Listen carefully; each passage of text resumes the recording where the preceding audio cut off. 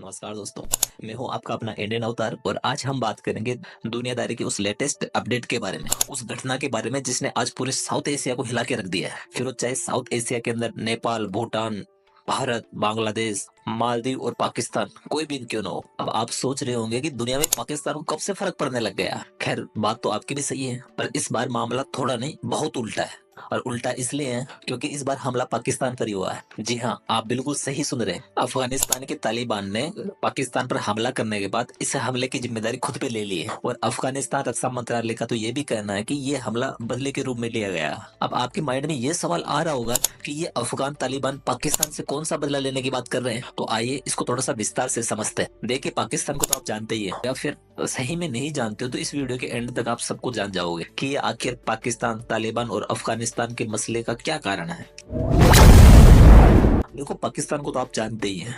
अभी कुछ दिन पहले पाकिस्तान ने अपनी वायुसेना का यूज करके अफगानिस्तान पर बमबारी कर दी है, जिसमें 40-50 बच्चे, महिलाएं बेचारे। खैर, वो अब अलग बात है कि आल आइज ऑन रफा पर रोने वाले अभी चुप है। खैर, इसी पाकिस्तानी हमले के जवाब में अफगान तालिबान ने पाकिस्तान पर हमला कर दिया है। वैसे तो इस लड़ाई की पुरानी जड़ पाकिस्तान और अफगानिस्तान की सीमा है, अंतरराष्ट्रीय सीमा। अब आप सोच रहे होंगे कि सीमा के चक्कर में लड़ाई तो ठीक है, पर ये पाकिस्तान और अफगानिस्तान की लड़ाई के बीच तालिबान कौन है? तो अब तालिबान की कहानी सुनने के लिए तैयार हो जाइए, जिसमें अमेरिका भी कवर अगर लास्ट में कैसे भाग खड़ा हुआ।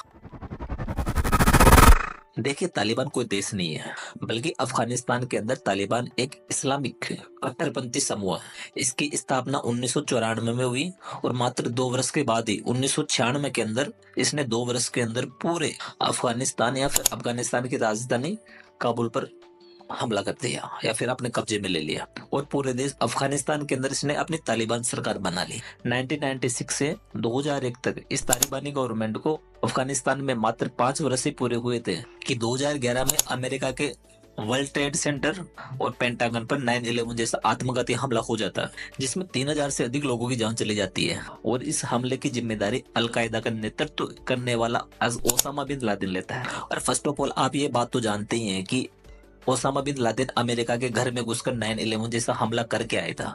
तो अब आतंकवाद के खिलाफ अमेरिका का आतंकवाद के खिलाफ खून खोलना स्वाभाविक हो गया था। ये मुझे इसलिए बोलना पड़ रहा है क्योंकि पाकिस्तान कितने बार भारत पर हमला कर चुका है, लेकिन हमेशा अमेरिका पाकिस्तानी आतंकियों पर कार्रवाई करने के बजाय उनके साथ खड़ा होता है या फिर उनको बचाने की कोशिश करता है। खैर, वापस टॉपिक पर आते हैं। जैसे ही अमेरिका पर 9/11 जैसा हमला हुआ तो अमेरिका ने अलकायदा का नेतृत्व करने वाले ओसामा बिन लादेन को ढूंढना शुरू कर दिया और ढूंढते ढूंढते पता लगा कि लादेन तो अफगानिस्तान में तालिबान सरकार के संरक्षण में मजे ले रहा है। तो अमेरिका ने अफगानिस्तान में बनी तालिबान सरकार से ओसामा बिन लादेन को सौंपने की मांग की, लेकिन तालिबान सरकार ने अमेरिका की इस मांग को ठुकरा दिया।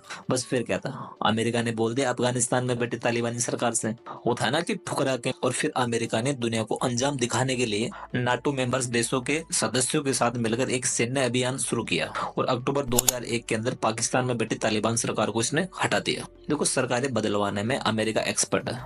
ये बांग्लादेश की पूर्व पीएम शेख हसीना जी ने बोला था कि सरकारें बदलवाने का काम तो अमेरिका का पुराना है। तो जो देश अमेरिका के सामने खड़ा होकर बोलने की कोशिश करता है, अमेरिका उसका पहले से प्री प्लान बना के रेडी रखता है। अगर इन सारी बातों को मद्देनजर रखकर सोचा जाए तो शायद ये बात सही भी है। अब आपके मन में कहीं ना कहीं ये बात जरूर आ रही होगी कि अमेरिका ने नाटो मेंबर्स देशों के जो सदस्य थे उनके साथ मिलकर अफगानिस्तान के खिलाफ जो सैन्य अभियान स्टार्ट किया था वो आखिर कब तक चला होगा। देखो, 2001 से 2021 तक अमेरिका लगभग 20 वर्षों तक अफगानिस्तान के अंदर रहा और जब तक अमेरिका ने अफगानिस्तान को खूब आर्थिक और सैन्य सहायता प्रदान की, लेकिन कहीं ना कहीं देखे तो अमेरिका के सैन्य अभियान का विवादों से नाता था।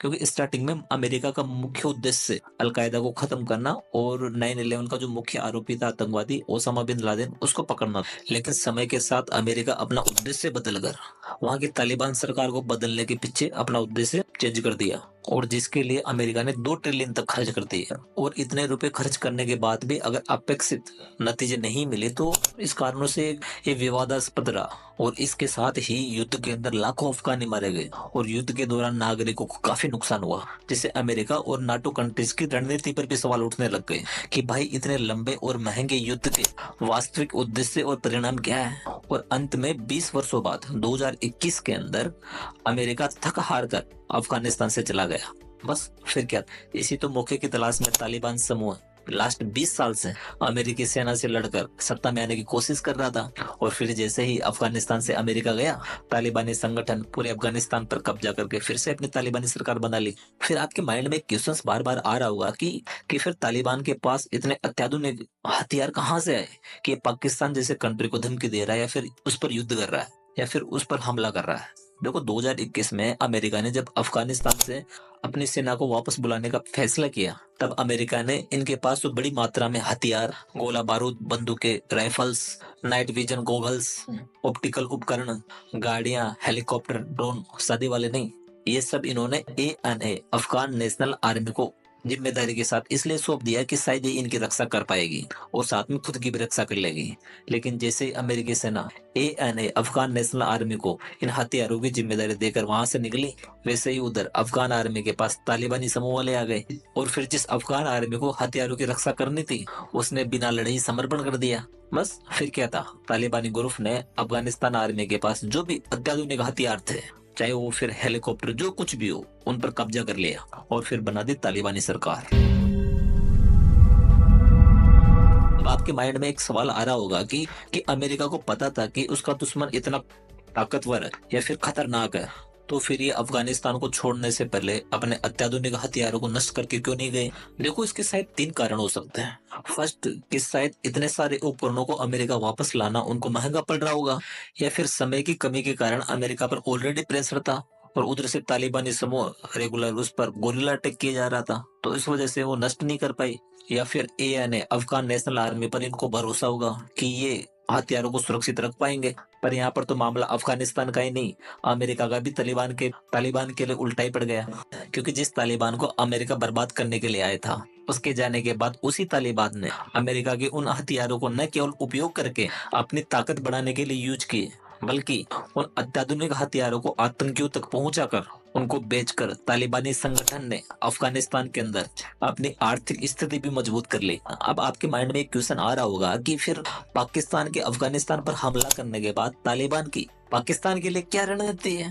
देखो लास्ट ईयर मई 2024 के अंदर अफगानिस्तान ने फर्स्ट टाइम पाकिस्तान पर आरोप लगाते हुए चाइना से कहा था कि चाइना भैया, ये पाकिस्तान अपने आतंकवादियों को बचाने के लिए अफगानिस्तान पर हमला कर देता है और ये दिखाने की कोशिश कर रहा है कि पाकिस्तान में जो चाइनीज वर्कर पर अटैक हो रहे हैं वो सब अफगान वाले कर रहे हैं। देखो हुआ क्या कि पाकिस्तान में लगातार चाइनीज वर्कर पर अटैक हुए, जिनमें काफी चाइनीज वर्कर की जीवन लीला पाकिस्तानी आतंकियों ने खत्म कर दी। लेकिन आपने कहावत तो सुनी होगी कि खुद की माँ को कौन डायन बताता है, और सेम यही कहावत पाकिस्तान में ठीक बैठ रही है। और ये पाकिस्तान वाले ये तो बोल नहीं सकते कि इन सबको निपटाने के अंदर हमारे पाकिस्तानी भाइयों का ये हाथ है, वरना फिर चाइना इनका जो भी हाथ है उसको, फिर चाइना को दिखाने के लिए पाकिस्तानी अपनी वायुसेना का यूज करके 2, 4, 5 जितने भी बम है अफगान लोगों के ऊपर डाल के आ जाते हैं, ताकि चाइना को लगना चाहिए कि पाकिस्तान आतंकियों के खिलाफ सेम वैसे ही डट के खड़ा है जैसा भारत पर पाकिस्तान के हमले के बाद अमेरिका भारत के साथ खड़ा मिलता है। और बेचारा तालिबान ये कह कर थक चुका है कि पाकिस्तान अपने आतंकियों को बचाकर और हम लोगों को, तालिबानियों को बदनाम करके अब चाइना को बेवकूफ बना रहा है। लेकिन तालिबान की भी किस्मत देखो, आज उसके पास अमेरिका के अत्याधुनिक हथियार है और कल अफगान तालिबान जो एक ही है, इन्होंने अपनी ताकत का प्रदर्शन भी किया है और कल तो पाकिस्तान के बॉर्डर पर इन्होंने अपनी सेना खड़ी कर दी। अब वीडियो के एंड में आप सोच रहे होंगे कि क्या तालिबान सही में पाकिस्तान पर डायरेक्ट हमला कर देगा? जी नहीं। जहां तक मैं करंट अफेयर्स को फॉलो करता हूं कि तालिबान की रणनीति पाकिस्तान से डायरेक्ट युद्ध करने की तो नहीं है, बल्कि अब तो तालिबान वो रणनीति अपनाएगा जो कभी पाकिस्तान भारत के खिलाफ अपनाता था, हजारों घाव दे देकर पाकिस्तान को घायल कर देगा। खैर, अब हमारे भारत की तो इंडियन आर्मी और टॉप लीडरशिप और इन सब के साथ साथ कहीं न कहीं हम भी बहुत स्ट्रांग हो चुके हैं। तो कहीं न कहीं मन में लास्ट ये सवाल आ रहा होगा कि भविष्य में इस युद्ध से पाकिस्तान को क्या परिणाम भुगतने पड़ेंगे और भविष्य में भारत के लिए क्या अवसर होंगे। देखो वीडियो के एंड के साथ अभी तो मैं सिर्फ आपको इतना बता सकता हूँ कि अभी पाकिस्तान के लिए अफगान तालिबान की तरफ से बहुत बड़ी चुनौती है, या फिर समस्या, जो भी आप कुछ भी कह लो। क्योंकि ऑलरेडी पाकिस्तान में खासकर अपने आंतरिक समस्याएं और आर्थिक संकट पहले से ही चरम पर है, और अब रही बात भारत के अवसर की, तो यह स्थिति पीओके पर कार्रवाई का एक मौका बन सकती है और इसके लिए भारत की सेना पूरी तरह तैयार है। तो जाते जाते मैं आपसे जानना चाहूंगा कि क्या पाकिस्तान, अफगान और तालिबान का ये युद्ध होगा, और अगर होता है तो इससे भारत पर क्या फर्क पड़ेगा? और इसके जवाब के लिए आप अपने राय कमेंट में जरूर बताइए। और ये आज अपना करंट अफेयर्स का फर्स्ट वीडियो था, तो अगर आपको ये नॉलेजेबल लगा हो तो लाइक, शेयर और सब्सक्राइब जरूर कीजिएगा। और इसी वीडियो के एंड के साथ मैं आप सबको कहना चाहूंगा,